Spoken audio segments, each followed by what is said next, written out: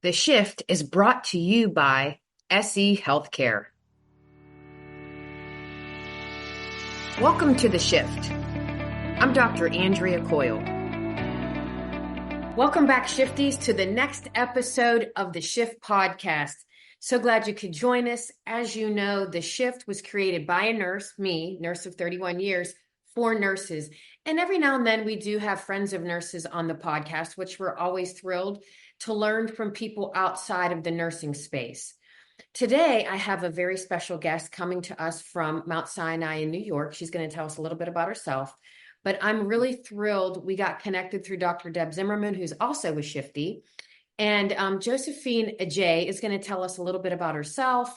We're going to talk about some shifts in her life. And then it's just really exciting to get to meet another Shifty. So Josephine, welcome to the podcast. Thank you. Thank you so much for having me. My name is Josephine Agyei. I have been a nurse for 6 years. So currently, I work in the cardiac surgery and cardiovascular ICU at Mount Sinai Hospital in New York City. I started working in the vascular and thoracic step down, and about 3 years ago, I moved to the ICU. Within my hospital as well, I serve as a magnet champion, so which I got the opportunity to be a magnet lead ambassador for the 2024 magnet visit. I am also director at large on the American Nurses Association Board of Directors, representing staff nurses, as well as the inaugural chair for the ICN, which is the International Council of Nurses Student and Early Career Alliance, that was just started in 2025. Congratulations. Okay, that's something that we did not talk about before we got on the podcast. So I have a couple questions. Um, your role with the ANA, can you just kind of tell people what that role looks like? Because some shifties and some people listening to the podcast, they're not really clear what that representative at large looks like for the ANA. So what's your responsibility? So for me, I represent the voice of all staff nurses, whether at the clinical space or in public health, anywhere there is staff nurse at. That's my role on the board. So on the board, there's designated a staff nurse role on there, and so I'm able to advocate for the need of staff nurses as well as for the needs of our patients on the board at the national level, which is very important because we talk about nurses' well-being, we talk about patient safety, and having that voice at the national level and also that seat at the national level to advocate for clinical staff nurses is really important. So that's my role on the board. Oh my gosh, Josephine, thank you for that. Mhm. That is such important work. As you know, the healthcare landscape, especially in nursing, just changes by the second. It's changing during this podcast. And we need advocates like yourself that are really going to go up to bat for the clinical nurses who are in a very difficult environment often, especially you're an ICU nurse. My guess is you worked in the ICU when we had the big pandemic that we don't like to talk about anymore. And as your career, you've been a nurse for 6 years, as your career grows, you're going to see all these shifts. And that's why we call this podcast The Shift. What shifted in your mind? A couple shifts. Number one, on the professional level, what shifted when you went from a vascular nurse to the ICU? What made you want to make that shift to the different level of care? So actually, during the COVID pandemic, my unit was immediately turned over into an ICU unit for COVID patients. So it quickly went from being a cardiac, vascular or thoracic nurse to being a COVID ICU nurse. So during that experience, I learned how to care for some of the most critical patients, especially within the epicenter of New York City during COVID. So just being there for the patients, especially during COVID when families weren't allowed in the room, staying with the patients during the last moment, I decided that critical care is where I needed to be to make sure that I'm able to give back to patients when they are the most sickest. So after COVID, you know, went through a little bit, I decided that, it's time to make the move to go into critical care. And I am an emerging nurse leader, and I feel like critical care, having the knowledge and having the experience and having the skills as a critical care nurse is very important as I grow into my career. Josephine, I'm really awestruck and I'm not trying to be matriarchal, but I'm so proud of you're a nurse for 6 years and all the great things that you're doing. You really are an emerging leader. And now I see why Deb introduced us. The other shift, I don't know if you know this, Josephine, but I was a professional excellence and magnet program director for many years, the best Oh, job ever. So I'm thrilled that Mount Sinai is a magnet hospital. Um, yes. that's awesome. Talk a little bit about your role as it relates to the International Council of Nurses. Yes. So within the International Council of Nurses, first of all, before I even begin, I'm passionate about global health. That's one of my main passions. I've been on several medical missions to Nigeria, and I also go back to Ghana every year, to help and to speak to nurses and midwives over there. So global health is one of my main passions. But within my role on the ANA board, I had the opportunity to be appointed by ANA to represent the region, to represent American Nurses Association on the new form ICN Alliance for Student and Early Career Nurses. So I was able to do that because currently I am also a master's student. I am obtaining my healthcare organizational leadership with an MBA. It's a dual degree at Johns Hopkins University. So that's why I was able to be appointed to represent students within the ICN level. So within that as well, we have about ICN has about almost 140 countries.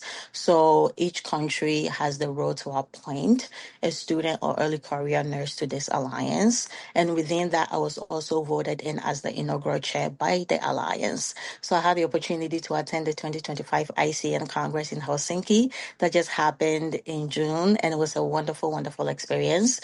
During the first day, we had a big student assembly and we had almost about 400 students attend this assembly. We also had our first in-person alliance meeting at the Congress. We wanted to be able to hear from the students, right? The needs of students and early career nurses from all over the world and how ICN can best support these emerging leaders and, as they grow into their career. So I'm really lucky to have this opportunity and my term goes all the way to 2027. So I'm looking forward to all the impact that student and early career nurses from all over the world we can make together. But it's also been a very fun experience because I've met so many student and early career nurses from all over the world. I can say I have like friends from all over the world now. So it's been quite wonderful. Oh my gosh, I'm like Mhm. so excited for your career. And everything you're doing is honestly why we created the shift. Because I had early conversation with Dr. Deb Zimmerman and Bonnie Barnes and other great thought leaders in this space. And we didn't want to have a podcast that talked about, you know, everything that's not going well. We wanted to shine the light on all the right, and that's the name of the Daisy's book. But we really Mhm. wanted to shine the light on nursing and what an incredible career it is, and really why people should get into this career. And everything you just described is exactly why there are so many shifts and so many opportunities for nurses. You couldn't be a better guest. So I'm thrilled that you're here. Thank I you so much. You're so welcome, and I'm so proud of you. And Mhm. just for the shifties, can we talk a little bit? You were born in Ghana, you lived there until you were 13. What When did you decide to be a nurse? Was it when you were in Ghana or when you came over to the United States? And what was that shift? What did that look like, sound like, feel like for you? So for me, I decided that I wanted to be in the healthcare field when I was in Ghana. Growing up in Ghana, I realized that countries like Ghana, which is a developing country, we don't have access to all the healthcare that we need. So growing up in Ghana, I know I wanted to be in the health field. So when I had the opportunity to join my parents here in the United States, I actually have a degree in biology as well. So while going through my biology degree, I had the opportunity to volunteer at the emergency department at Montefiore Medical Center in the Bronx. And the program was called Mentoring in Medicine. So within that program, you have the opportunity to shadow a nurse, a physician assistant, and also a respiratory therapist. So with all my encounters, I fall in love with nursing when I shadowed the nurse. I saw how much the nurse showed up for the patient, how much the nurse was at the bedside the whole time, how much the nurse basically was the patient's everything, in the hospital compared to other healthcare providers. And that's what I want to be for my patients. I want to be there for my patients during the most happiest time when they're going home or when they're getting discharged, also during the most vulnerable times. So I needed to shift my mind a little bit to see where I can take myself nurse because I was passionate about cardiac at that point. So I'm like, okay, I just need to do quite a few research, right? To see if now that I'm almost finished with this biology degree, if I can pivot my way into nursing. So that's what I did. And now my goal at that point was to be a cardiac nurse practitioner. So I then graduated with my biology degree and then enrolled into an accelerated nursing program the same year in September.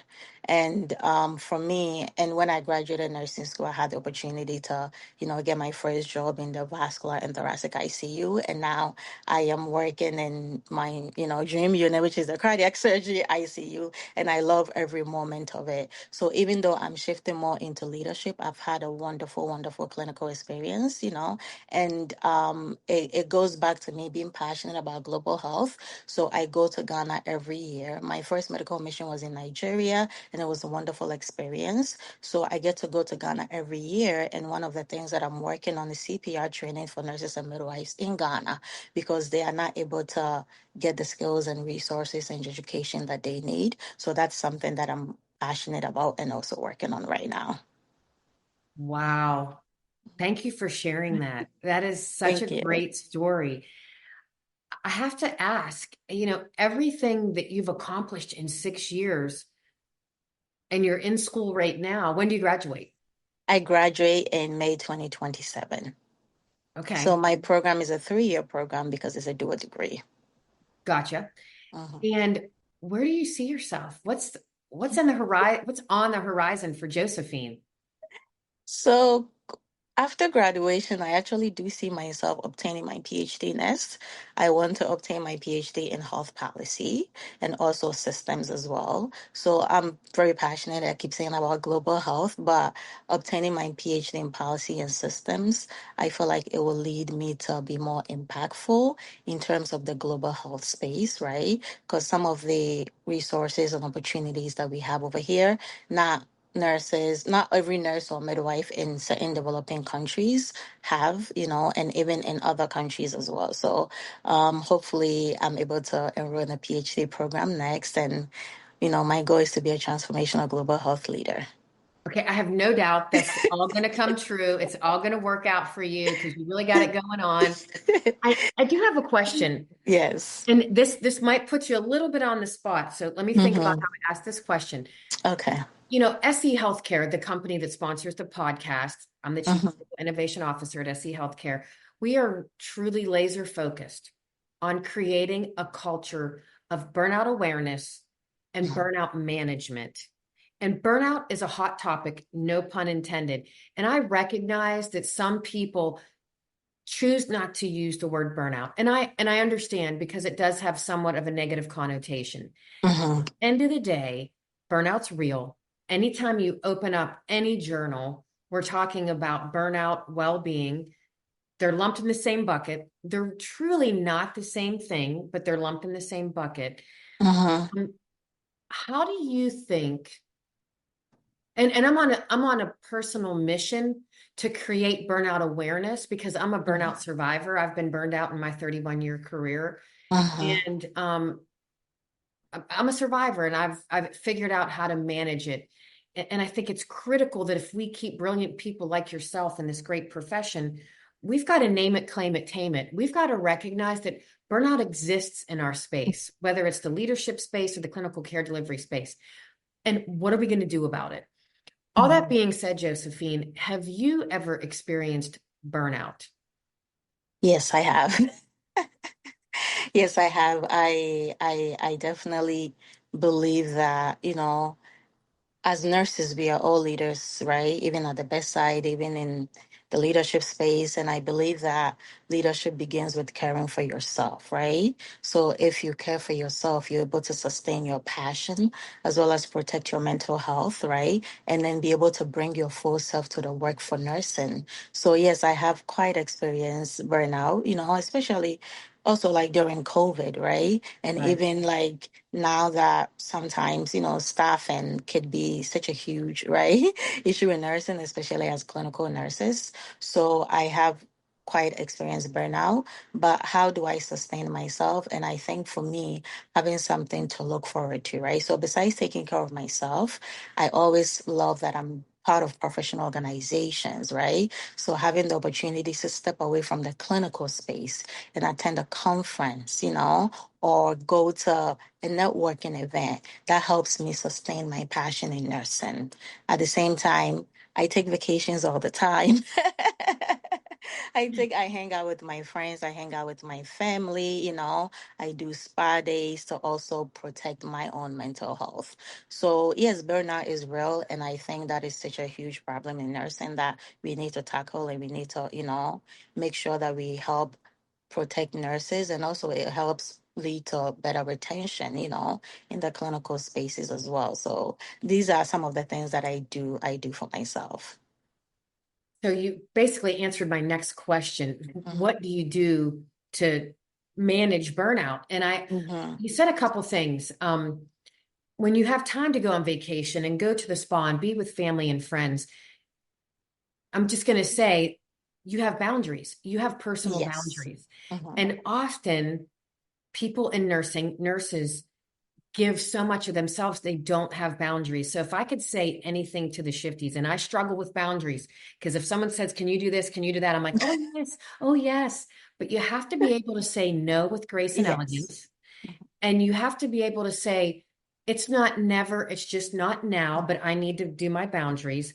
The other thing that you said, and I was hoping you would say this, and you did, belonging to professional organizations, being involved in your magnet journey, being a Yes. part of a network, being a part of something that's bigger than you, 100% gives you a feeling of togetherness Yes. and community. And I think Yes. that helps decrease burnout.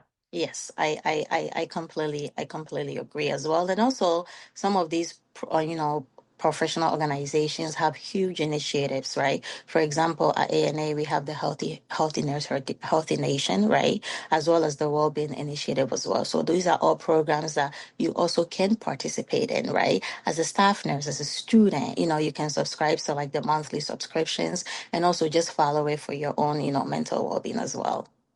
Josephine, so I don't know if you know this, I'm an inaugural advisory board member of Healthy Nurse, Healthy Oh, I Nation. love that. And yes, and the other thing is I don't think enough people know this. If you're a member of ANA, because Mhm. SC Healthcare and ANA, we are partners. We Yes. have a tremendous partnership. Through that partnership and the member benefits, ANA members get access to our digital library and Hmm. enrichment center that has tools and resources for nurses. Oh, And it's wow. yeah. So Hmm. you teed this up perfectly. Every time, Josephine, we end the Hmm. episode, we give our shifties two or three takeaways. What Okay.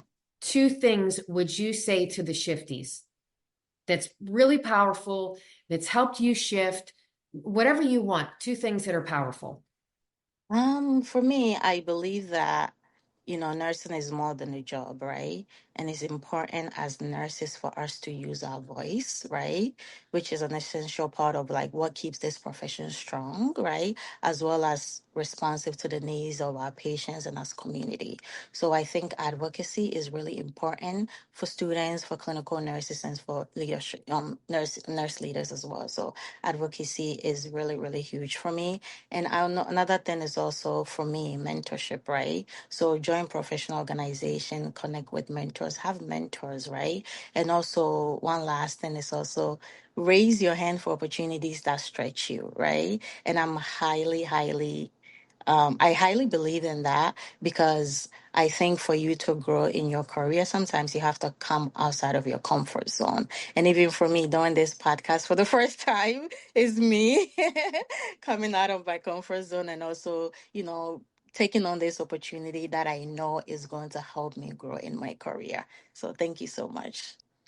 Josephine, Mhm. you are amazing. And just for the shifties, this, Josephine and I, we've been actually corresponding for so many months trying to tee this up. She's busy, I'm busy, but we committed to each other that we're going to make this happen. We finally made it Yes. happen. None of this is scripted.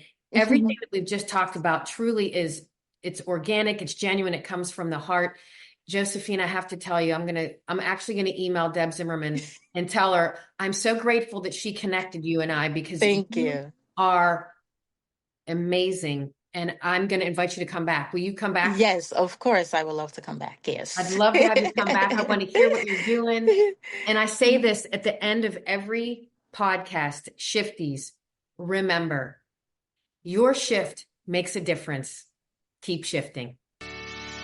Enjoying the shift? Help us reach more nurse leaders by rating and reviewing us on your podcast app. It takes just a minute, but makes a big impact. Search for The Shift, tap those stars, and share what you love. Your feedback shapes our future episodes and helps others discover us. Remember, rate, review, and amplify The Shift today.